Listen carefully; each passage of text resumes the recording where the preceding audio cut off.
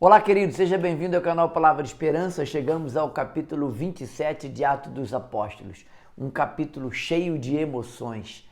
Não deixe de assistir esse vídeo até o final, ele está muito bom.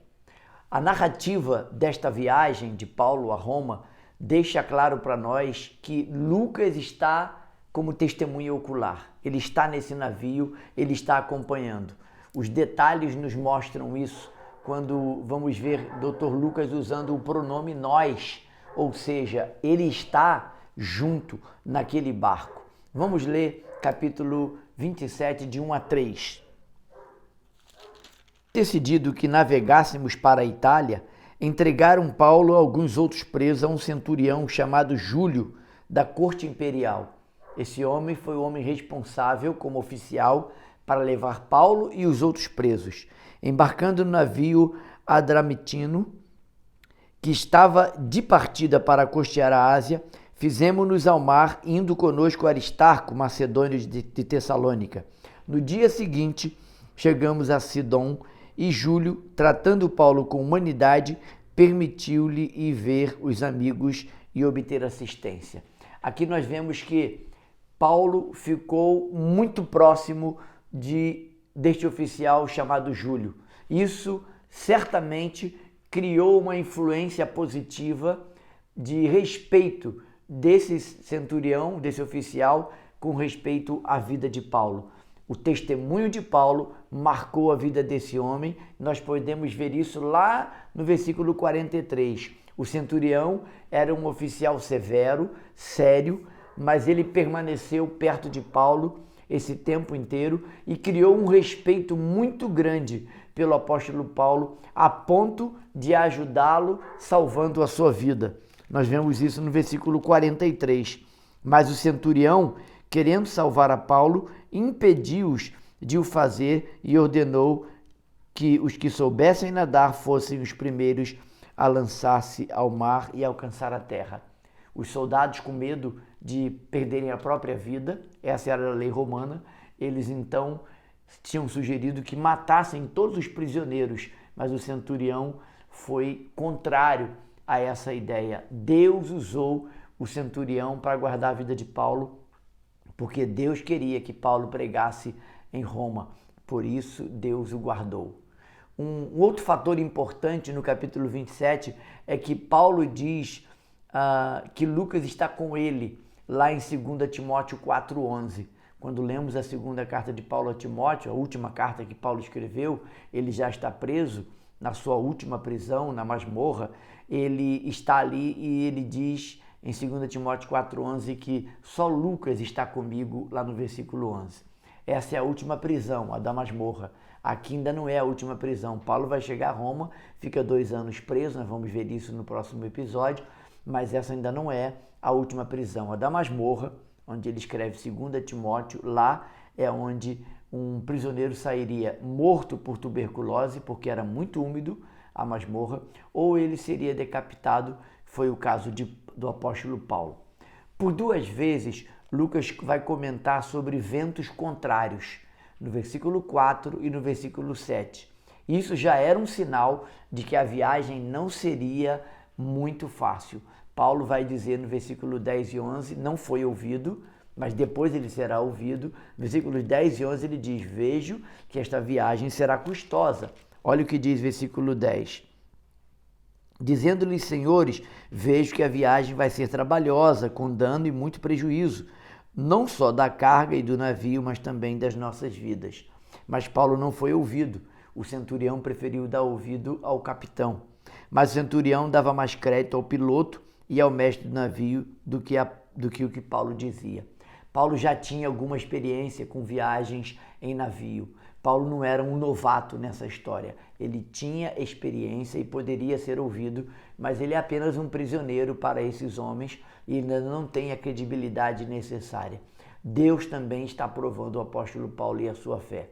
A viagem prossegue em outro navio, porque esse navio não iria para Roma, e aí aparece, além dos ventos contrários, aparece um vento brando. Nem sempre o vento brando significa melhorias. O versículo 13 nos informa isso. Soprando um vento brando sul, E pensando eles ter alcançado o que desejavam, levantaram âncora e foram costeando mais de perto a ilha de Creta. Os ventos brandos nem sempre são sinais de que tudo vai ficar bem. O que acontece logo em seguida, no versículo 14, nós vemos que repentinamente vem um vento noroeste e esse vento é chamado de Euroaquilão. O Euroaquilão é um tufão, é um vento com muita tempestade e navio nenhum resistiria, e o que acontece a seguir é que o navio fica à deriva.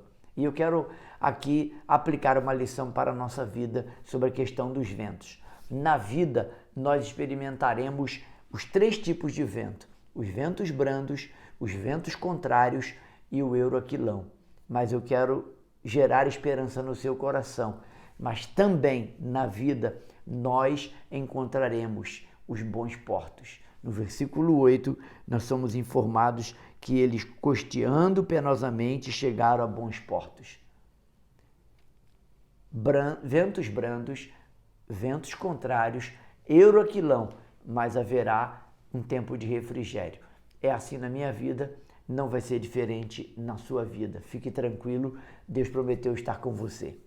A distância percorrida entre Cesareia, de onde partiu o primeiro navio, até Roma, costeando porque não dava para enfrentar o mar aberto, era um dos piores meses para se viajar nessa época, dá uma distância de 3.200 quilômetros aproximadamente. Eles ficaram à deriva porque esse era o pior período para se viajar pelos mares, e o texto diz que eles ficaram à deriva por 14 dias. Não viam a luz do sol, não viam as estrelas e eles não tinham como ser guiados porque não havia bússola naquela época. O versículo 27 nos informa isso. Quando chegou a 14ª noite, sendo nós batidos de um lado para o outro no mar Adriático, por volta da meia-noite, pressentiram os marinheiros que se aproximavam de alguma terra e, lançando o prumo, acharam 20 braças. Passando um pouco mais adiante, tomaram a lançar o prumo e acharam 15 braças. Ou seja, o medo dos marinheiros é que eles estavam se aproximando de algum rochedo e naquela escuridão, naquela pouca visibilidade, o navio poderia bater nos rochedos e naufragar. A esperança deles chega ao fim no versículo 20. Parece que toda a esperança foi esgotada nesse momento. É uma viagem muito exaustiva, perigosa e de muitos revés. Versículo 20 nos informa isso. E não aparecendo havia já alguns dias, nem sol, nem estrelas, caindo sobre nós grande tempestade, dissipou-se afinal toda a esperança de salvação.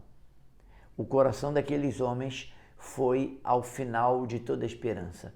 Bateu um certo desespero, mas aí entra a ação de Deus, a soberania de Deus. No vídeo de ontem eu falei para você que hoje nós íamos ver de maneira muito clara a soberania de Deus guiando a história e guiando Paulo até Roma. Aqui está o episódio da soberania de Deus claramente evidenciada. Deus envia um anjo, fala com Paulo, anima Paulo, encoraja Paulo e Paulo ganha uma convicção de fé tremenda. Veja o que diz versículo 22 a 24. Mas já agora vos aconselho bom ânimo, porque nenhuma vida se perderá entre vós, mas somente o navio, porque esta mesma noite o anjo de Deus, de quem eu sou e a quem sirvo, esteve comigo. Aleluia. A esperança brota. Dizendo Paulo, não temas, é preciso que compareças perante César, e eis que Deus, por sua graça, te deu todos quantos navegam contigo.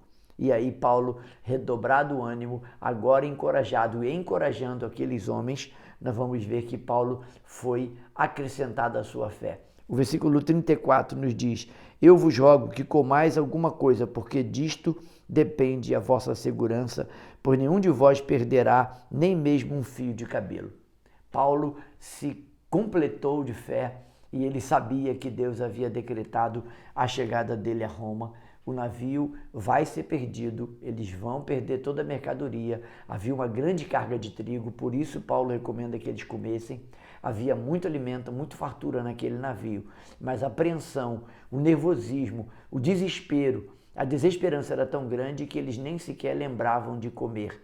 E Paulo disse, vocês precisam comer, se nós não comermos, nós não vamos sobreviver. Versículo 42 e 43 mostra a reação instintiva dos soldados que tentaram e planejaram matar os prisioneiros, pois se algum deles fugissem do navio, eles pagariam com a própria vida. Essa era a lei dos romanos. Ninguém poderia, como soldado, deixar fugir o prisioneiro a custo da sua própria vida. O texto diz, versículo 43 e 44, que todos chegaram a salvos na praia, na ilha de Malta. Vamos ler o texto? Mas o centurião, querendo salvar a Paulo, impediu-os de o fazer e ordenou que os que soubessem nadar fossem primeiros a ser lançados ao mar e alcançar a terra. Quanto aos demais, que se salvassem em umas tábuas e outros em destroços do navio. E foi assim que todos se salvaram e chegaram em terra. Eles não sabiam onde estavam chegando, estavam à deriva, não via a luz do sol há muitos dias, mas o fato é que Deus guiou pelos ventos aquele navio até a ilha de Malta. E nós vamos ver no próximo e último episódio o que Deus faz em Malta, a cura que Deus vai fazer naquele homem, naquela ilha, o mistério de Deus usando Paulo para pregar o evangelho àquele povo, e certamente muitas pessoas que estavam, muitos daqueles prisioneiros foram entregaram sua vida a Cristo por causa do testemunho, da fé e da perseverança de apóstolo Paulo. Ele começa o capítulo sendo ninguém, um simples prisioneiro, não é ouvido, mas ele termina praticamente como o capitão, o grande mestre desse navio. Deus pode transformar tempestades em tempos muito bons na nossa vida. A vida não é só tempestade. Eu não sei qual tipo de tempestade você está atravessando, mas preste atenção. Deus está conosco. Ele prometeu que estaria conosco todos os dias. E todos os dias são dias bons e dias maus. Ventos contrários ou ventos euroaquilão, não importa. Deus é maior e Ele nos guardará. Eu sou o pastor Vanderlei Andrade, este é o canal Palavra de Esperança e ele existe para abençoar a sua vida. Fique comigo para o próximo e último episódio, está imperdível e certamente teremos lições práticas para a nossa vida também. Um forte abraço, te vejo no próximo episódio, se Deus assim permitir. Até lá, tenha sempre esperança.